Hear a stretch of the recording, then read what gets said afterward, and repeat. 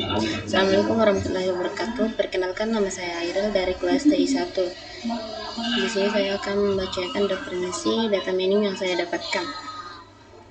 Nah, data mining adalah proses ekstraksi, pengetahuan, atau informasi yang berguna dari kumpulan data yang besar, kompleks, dan tidak terstruktur. Istilah ini sering juga disebut sebagai knowledge display in database. Meskipun secara teknik, KDDI merupakan pada keseluruhan proses melalui data persiapan, data hingga interpretasi hasil. Sedangkan data mining adalah inti dari proses tersebut. Secara sederhana, data mining bekerja dengan cara mencari pola tersembunyi, korelasi, anomali, atau tren yang tidak terlihat secara langsung dari data nanta. Sejarah dan perkembangan data mining. Pada tahun 1960-an hingga 1970-an, fokus utama adalah pada penyimpanan data secara digital menggunakan sistem manajemen basis data. Data masih diolah secara manual dan terbatas. Memasuki dekade 1980-an, berkembang sistem pendukung keputusan dan memulai diperkenalkan konsep data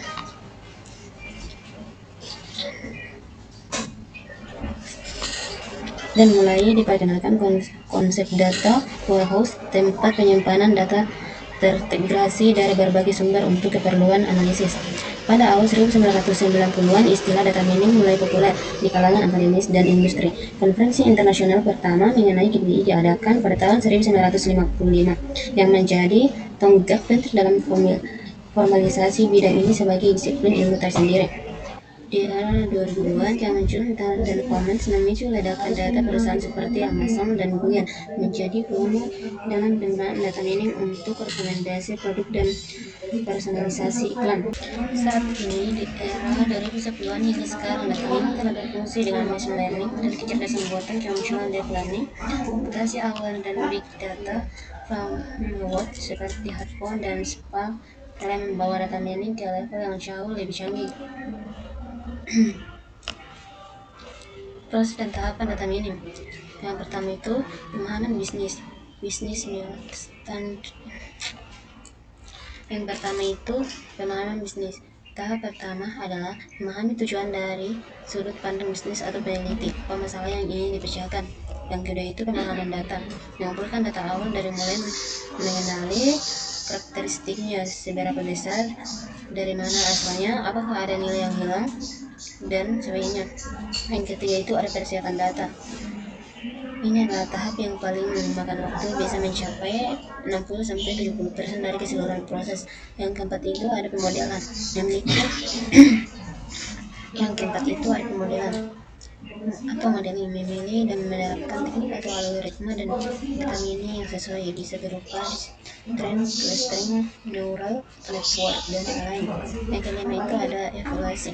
Model dievaluasi untuk memastikan ia benar-benar menjawab pertanyaan bisnis di awal. Yang keenam itu ada deployment atau penerapan model yang sudah dievaluasi diterapkan dalam sistem nyata. Yang di sini ada teknik dan algoritma dalam data mining. Yang pertama itu ada klasifikasi.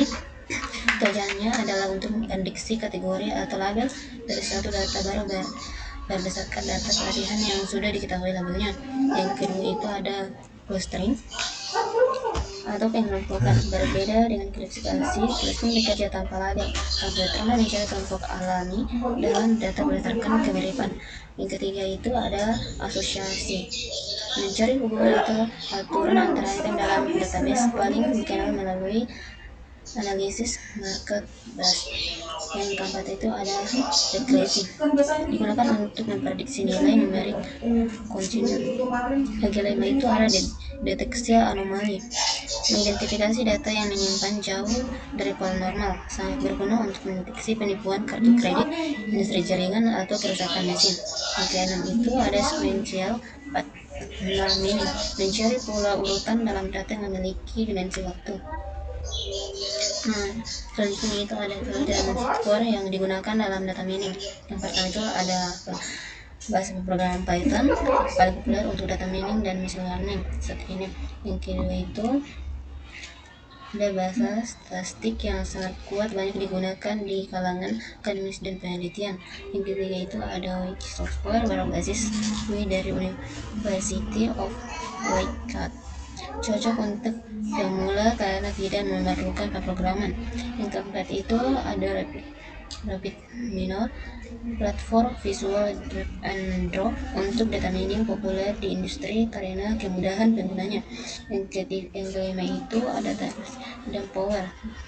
Meskipun lebih dikenal sebagai tool visualisasi, keduanya memiliki fitur analitik yang dapat menampilkan tren dan pola dari data dalam format yang mudah dipahami. Yang keenam itu ada Chart dan Hotspot untuk data dalam skala sangat besar atau big data. Dalamnya ada tantangan itu etika dalam data mining. Yang pertama itu ada kualitas data. Data di dunia nyata sering kotor, ada nilai yang hilang, format yang tidak konsisten dan duplikat, atau data yang sudah kadaluarsa. Kualitas modal sangat bergantung pada kualitas data, dikenal dengan prinsip garbage in, garbage out. Privasi dan keamanan data ini adalah isu yang paling sensitif. Data mining yang dilakukan tanpa persetujuan pengguna merupakan pelanggaran privasi. Yang ketiga itu ada biasa dalam modal. Jika data pelatihan mengandung biasa atau misalnya data storage yang menjalankan diskriminasi terhadap kelompok tertentu, modal yang dihasilkan akan ikut biasa. Yang keempat itu ada interoperabilitas modal. Modal yang kompleks seperti deep neural network sering disebut sebagai black box atau akurat, tapi sulit dijelaskan logika di balik keputusannya. Dan kelima itu ada overfitting, model yang terlalu belajar dari data pelatihan sehingga tidak mampu relasikan ke data baru. Untuk selanjutnya ada hubungan data mining dengan bidang lain. Data mining tidak berdiri sendiri, ya berada di persimpangan berbagai disiplin ilmu. Statistik menjadi fondasi matematis dari sebagian besar algoritma data mining. Konsep seperti distribusi, probabilitas, rekurensi, dan pengujian hipotesis semuanya berakar dari statistik. Machine learning dan data mining sangat berkaitan erat. Banyak algoritma yang sama digunakan di keduanya. Perbedaan utamanya terletak pada tujuan. Data mining lebih berfokus pada penemuan pola yang dapat diinterpretasikan, sedangkan machine learning lebih berfokus pada prediksi akurat. Kecerdasan buatan atau AI adalah konteks yang lebih luas. Data mining dan machine learning adalah komponen dari AI saat ini. Deep learning atau cabang machine learning telah mendorong kemajuan besar dalam manipulasi kognitif, natural processing, dan lainnya.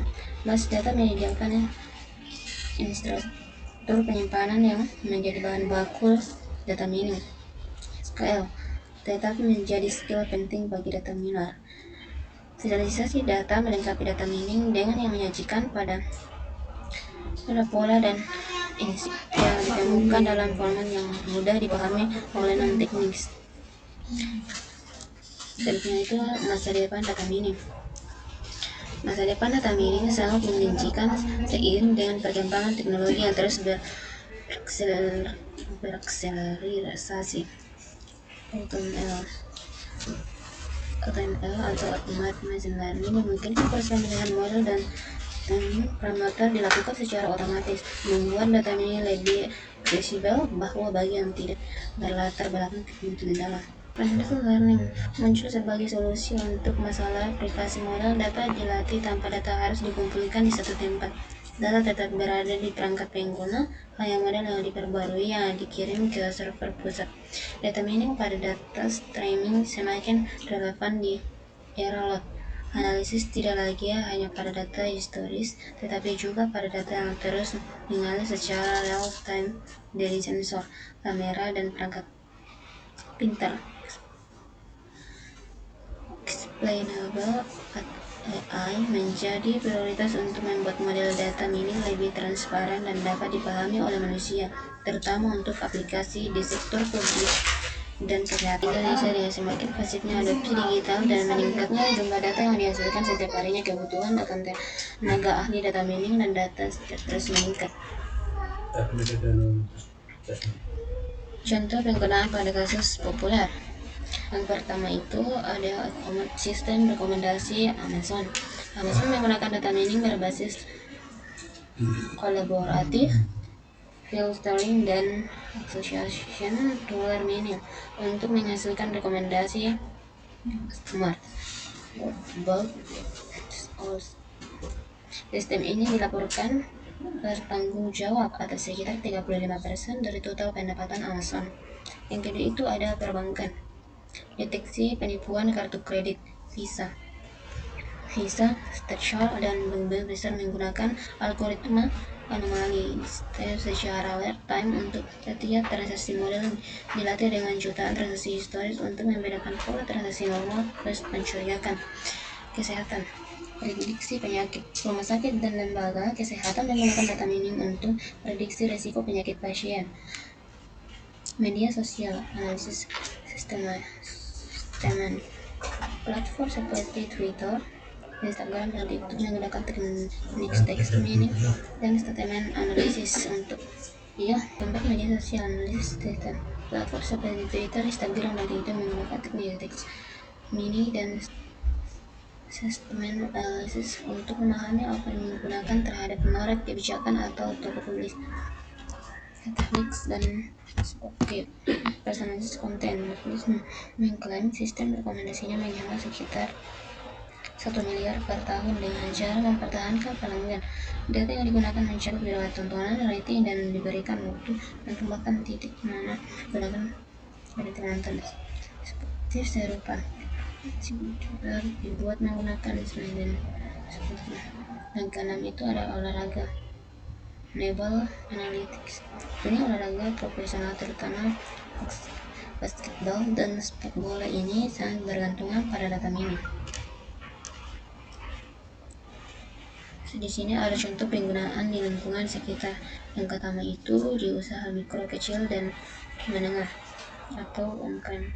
Toko, kelompok, atau warung yang menggunakan aplikasi kaset digital seperti Kepos atau sebelahnya sudah mengumpulkan data transaksi. Jika dianalisis, data ini dapat mengungkap produk mana yang paling laris di hari jam tertentu, pola pembelian pelanggan tetap, dan kapan stok baru diisi ulang.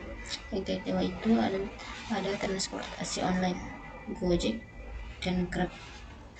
Di kota-kota seperti Makassar, aplikasi e-hailing sudah menjadi bagian dari keseharian. Gojek dan Grab menggunakan data minim detektif untuk penentuan harga dinamis berdasarkan permintaan real-time, prediksi lapor penumpang, mencocokkan drive penumpang secara optimal, dan deteksi penipuan, misalnya order fiktif.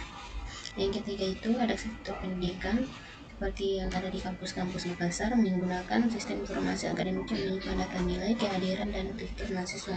Yang keempat itu ada pertanian lokal. Di Sulawesi Selatan ini ada salah satu pangan nasional. Penerapan data minim pada data cuaca, data hasil panen, dan data harga komoditas dapat membantu petani dan pemerintah daerah memprediksi hasil panen, menentukan waktu tanam yang optimal, serta mengkasih keputusan harga di pasar.